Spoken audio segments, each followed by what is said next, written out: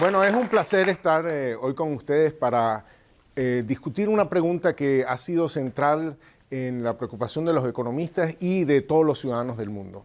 Y la pregunta es por qué hay países tanto más pobres que otros, por qué unos son ricos y otros son pobres. Esta no es una pregunta nueva en economía. Esta es una pregunta con la que arrancó la ciencia económica, porque cuando Adam Smith escribió La riqueza de las naciones, esa es la pregunta que se hizo en 1776. Pero en esa época, el país más rico del mundo, que era probablemente Holanda, era 4 veces más rico que el país más pobre del mundo. Hoy en día, los países más pobres del mundo están en África, país como el Congo. 4 veces más rico que el Congo está Haití. 4 veces más rico que Haití está Ecuador. 4 veces más rico que Ecuador está Argentina o México. 4 veces más rico que Argentina es Alemania o Estados Unidos. Y aún hay países más ricos. De modo que hoy la diferencia entre los países ricos y los países pobres es de más de un factor de 100. ¿Qué es lo que explica estas enormes diferencias? Es importante saber que esas diferencias no son solamente entre países. Si uno mira dentro de los países, el estado menos productivo de México es el estado de Guerrero, que tiene una productividad similar a la de Honduras. Si yo multiplico por 2 la productividad de Guerrero, llego a Sinaloa, que tiene una productividad como la de Jamaica. Si yo multiplico por 2 la productividad de Sinaloa, llego a Guanajuato, que tiene una productividad como la de Malasia. Si yo multiplico por 2, llego a Nuevo León, que tiene una productividad superior a la de Corea. Quiere decir que dentro de México hay una Honduras y hay una Corea. Eso lo que significa es que muchas de las políticas de las cuales nos hemos preocupado, que si el tipo de cambio, las tasas de interés, la política macroeconómica en general, esas no pueden explicar el fenómeno que estamos explicando, porque dentro de un mismo país, con un mismo idioma, unas mismas instituciones, una misma política macroeconómica, etcétera, hay diferencias de productividad del orden de un factor de 8. Entonces, yo le voy a decir muy brevemente cuál es la teoría sobre la cual con un buen equipo de gente hemos estado trabajando. Y esa teoría dice que la explicación de la riqueza de las naciones es algo que vamos a llamar el know-how colectivo, el saber hacer colectivo. Ahora, ¿qué significa saber hacer? Ustedes me dirán, bueno, saber hacer, conocimiento, eso me suena a escolaridad. Pues no, lo que es impresionante en el mundo es que si uno mira países al mismo nivel de escolaridad, uno se encuentra que, por ejemplo, Ghana tiene un ingreso, cuando Ghana tenía 7 años de escolaridad, tenía un ingreso per cápita de $1,000. Tailandia, a ese mismo nivel de escolaridad, tiene un ingreso per cápita 6 veces más grande. México tenía un ingreso per cápita 10 veces más grande. Y Francia tenía un ingreso per cápita 20 veces más grande. Es decir, que para el mismo nivel de escolaridad medidos como años de escolaridad, hay diferencias de un factor de 20 a 1 en la data del mundo. Entonces, no es solamente escolaridad. Lo que yo voy a hablar es de algo un poco distinto, que es know-how colectivo. Ahora, know-how es la competencia para saber hacer algo. Como, por ejemplo, montarse en una bicicleta, jugar tenis. La know-how colectivo es la capacidad de hacer cosas en grupo, cosas que no puede hacer ningún individuo, como jugar al fútbol, como tocar una sinfonía, como hacer que los trenes funcionen. Esas son tareas que solamente se pueden hacer en grupo, no se pueden hacer individualmente. Ahora, para explicar qué es este fenómeno del conocimiento productivo, el know-how productivo, voy a comparar a 2 personas míticas. Una primera persona mítica es un esquimal. Es un ciudadano del norte de Canadá, un tradicional, el Inuit. Aquí vemos a un Inuit en el proceso de producción de alimentos, o en el proceso de construcción de viviendas, o en la industria del transporte. Y voy a comparar al Inuit con el hombre moderno. ¿Quién tiene más conocimiento productivo? Y la respuesta es obviamente poco obvia. Porque este hombre moderno usa lentes, no sabe cómo se hacen los lentes. Usa camisas, no sabe hacer camisas. Usa computadoras, no sabe hacer computadoras. Usa software, no sabe hacer software. Si a este señor yo lo llevo donde vive el inuit, se congela. Y si no se congela, al día siguiente se muere de hambre. No hay ninguna forma práctica en que nosotros podamos decir que este señor tiene más conocimiento productivo que el inuit. Pero sí podemos decir que la sociedad a la que pertenece este señor tiene más conocimiento productivo que la sociedad a la que pertenece el inuit.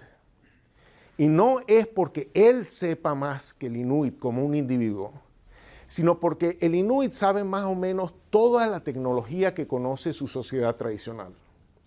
Saben cazar, saben pescar, saben hacer iglús, saben transportarse con trineos, tienen todo el conocimiento productivo de su sociedad. Mientras que en la sociedad moderna, cada uno de nosotros tiene una ínfima fracción del conocimiento que hay a nivel social. Porque en la sociedad moderna, cada uno de nosotros tiene en nuestra cabeza un pedazo distinto del conocimiento social. De modo que lo que hace a que la sociedad tenga más conocimiento es el hecho de que cada individuo tenga un conocimiento distinto. No es porque es una sociedad de genios, sino es porque es una sociedad diversa. Eso es lo que permite que la sociedad funcione con más conocimiento. Entonces, pregúntense ustedes una cosa. Aquí tenemos una foto de una familia ecuatoriana y toda la producción de esta familia lo pudo hacer esta familia. De modo que el conocimiento productivo necesario para hacer estas cosas reside en esta familia. Ninguna familia podría hacer este tipo de productos. Y mucho menos este tipo de productos, que es un Boeing 787, que a pesar de que lo hace la Boeing con 165,000 trabajadores, la Boeing apenas hace el 15% de las partes y piezas que lleva el avión.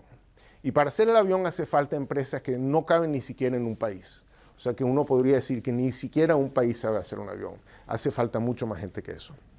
Entonces, si cuando comparamos la productividad de los países y nos preguntamos por qué unos son más ricos que otros, es bueno comparar con cuánto conocimiento productivo están trabajando. Por ejemplo, en la agricultura tradicional, la gente sabe hacer sus propias semillas, sabe hacer sus propios fertilizantes, sabe hacer sus propias herramientas. Trabaja con el conocimiento que tienen en sí. En la agricultura moderna, los agricultores trabajan con semillas que no saben hacer, con fertilizantes que no saben hacer, con agroquímicos que no saben hacer, con tractores que no saben hacer, con gasolina que no saben hacer. Trabajan con mucho más conocimiento productivo, no porque lo tienen en su cabeza, sino porque tienen acceso a él. Entonces, para explicar cómo es que funciona el desarrollo, voy a desarrollarles esta metáfora. El desarrollo es como un juego de Scrabble, donde las cosas son palabras y se hacen juntando letras, juntando capacidades productivas, juntando pedazos de know-how. Entonces, los países que tienen pocas letras, digamos hacen una sola palabra. Pero si yo a un país le doy, por ejemplo, 3 letras, puede hacer estas 4 palabras y puede hacer palabras más largas, de 3 letras, por ejemplo. Y si le doy 4 letras, puede hacer 9 palabras. Y palabras de 4 letras, palabras más largas. Y si le doy 10 letras, de acuerdo al website de Scrabble, uno puede hacer estas 595 palabras y palabras más largas. Quiere decir que mientras más letras tiene un país, más conocimiento productivo tiene un país, su producción puede ser más diversa y más compleja. Y el proceso de desarrollo es ese proceso de acumular letras, acumular capacidades productivas y expresarlas en mayor diversidad de producción y en producción más compleja, palabras más largas. Y esto lo vemos nosotros a lo largo de todas las dimensiones que uno pueda ver. A nivel mundial, los países más ricos son más diversos y hacen cosas que son más difíciles de hacer. Y los países más pobres son menos diversos y hacen cosas que son más fáciles de hacer. Y esto que es verdad a nivel de países, es verdad a nivel de las ciudades de Estados Unidos o de México. O sea que es una realidad al nivel que uno la mire. Con esto nosotros hemos tratado de medir cuántas letras tienen los países, cuánto conocimiento productivo contienen los países, y eso nos da un cierto mapa de cuánto se ha difundido el conocimiento productivo. Y aparecen obviamente los países ricos con más conocimiento que los países pobres, y por ejemplo México con más conocimiento que Argentina o Brasil. Ahora, el conocimiento productivo está muy relacionado con qué tan ricos son los países. Los países más ricos, los países con más letras tienden a ser más ricos. Ahora, claro, si esa es la descripción del proceso de desarrollo, la pregunta es, bueno, ¿cómo acumulamos más letras? De eso se trata el negocio. Y para acumular más letras necesitamos resolver un problema muy importante, que es el problema del huevo y la gallina. Porque uno no puede hacer palabras si le falta la letra, pero uno no quiere tener una letra que se usan en palabras que nadie está utilizando. Uno no puede hacer relojes sin relojeros, pero uno no quiere ser relojero en un país donde no hay relojes, donde no se hacen relojes. Y uno, aún si quisiera ser relojero en un país donde no se hacen relojes, no tendría de quién aprender. Entonces, el moverse hacia cosas nuevas implica resolver este problema de acumular la capacidad productiva cuando esa no existe y usarla en una industria que tampoco existe. Entonces, ¿cómo resuelven los países este dilema? Y los países tienden a resolver este dilema moviéndose de los productos en los que están a productos que no le quedan a muchas letras de distancia, a productos que sean más accesibles, de modo que el problema del huevo y la gallina sea más fácil de resolver. Nosotros hemos desarrollado como una metáfora de cómo es este proceso, y la metáfora es que los productos son como árboles que están en un bosque, y la distancia entre los árboles tiene que ver con qué tan parecidas son las letras que usa un árbol para hacer el otro. Y los países son un conjunto de empresas que viven en ese bosque, hacen ciertos productos. Son unos monos que viven en algunos de esos árboles. Entonces, para nosotros avanzar con esa metáfora, hemos desarrollado un mapa de ese bosque que les presento aquí, donde cada círculo es una industria, es un producto, y la distancia entre estos círculos tiene que ver con qué tan similares son las letras que usan esas industrias. De modo que a los monos le va a ser más fácil moverse hacia árboles que le quedan cerca, porque más o menos tienen todas las letras que hacen falta, pero de pronto le queda algún problema el huevo y la gallina que resolver. Uno puede mirar a lo largo de los países dónde los países tienen a sus monos, dónde los países tienen su capacidad productiva. Yo que soy de Venezuela, me encuentro que Venezuela tiene monos en pocos de los árboles que están en el bosque, pero México tiene muchos más monos en los árboles que están en el bosque, y Argentina va a tener un poco menos que México. Podemos ver también cómo los monos saltan en el tiempo. Por ejemplo, aquí está México en el año 79, 89, 99, 2009. O podemos ver a la Argentina en el año 62, 70, 80, 90, 2000, 2010. Esto lo que quiere decir es que los monos están tendiendo a colonizar el bosque, pero en algunos sitios los países han hecho más progreso, los monos han tomado más árboles, se han podido mover con mayor facilidad en el bosque, porque de pronto arrancaron en partes del bosque que son más densas, donde los árboles están más cerca los unos de los otros y donde la difusión se hace más rápida. Hay otras cosas que hay que preguntarse. ¿Cómo se difunde el conocimiento dentro de los países? Y lo que encuentra, por ejemplo, Steven Clapper en sus estudios, es que el conocimiento dentro de los países se difunde porque trabajadores de empresas exitosas se separan de sus empresas y establecen sus propias empresas. Y es a partir de haber aprendido el negocio en una empresa existente que aparecen las nuevas empresas. Por ejemplo, todas las empresas automotrices exitosas fueron fundadas por gente que trabajaba en Oldsmobile. Y prácticamente todas las empresas exitosas en semiconductores salieron del grupo que montó el señor Shockley, que después se formó la empresa Fairchild, y de ahí salieron Intel y una gran cantidad de otras empresas. De modo que los líderes empresariales del futuro están trabajando hoy como empleados en las empresas exitosas de cada uno de los países. Esas son las semillas del futuro. Los países también aprenden de sus vecinos.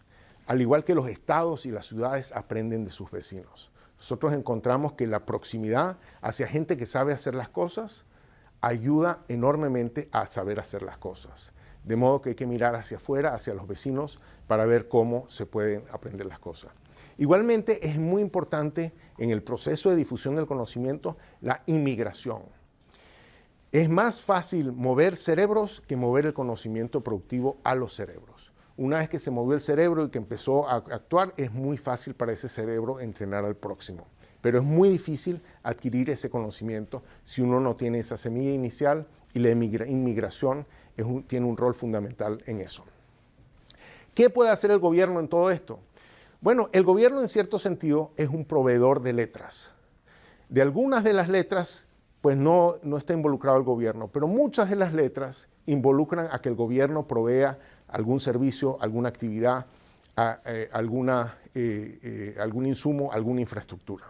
Las palabras que usan letras que el gobierno no provee no son factibles. Pero saber cuáles son las letras que faltan que impiden la existencia de cosas que aún no existen, se vuelve una tarea muy difícil. Y la pregunta es cómo hacen los países para identificar dónde están esas oportunidades y dónde están los obstáculos que impiden que esas oportunidades ocurran. A nivel individual, nosotros sabemos cómo aprendemos de nuestro medio ambiente. Porque si ponemos la mano en una sartén caliente, pues llega la información al cerebro, el cerebro decide que hay que hacer algo y el cerebro le da la instrucción a los músculos que se muevan para que uno abra la mano. Sin embargo, cuando hablamos en sociedad, la cosa es un poco distinta, porque en sociedad trabajamos en equipo y cuando aparece una oportunidad o aparece un obstáculo, no basta sencillamente con que una persona haya identificado y decida qué hacer. Todo un equipo se tiene que mover para poder aprovechar esas oportunidades o para poder remover esos obstáculos.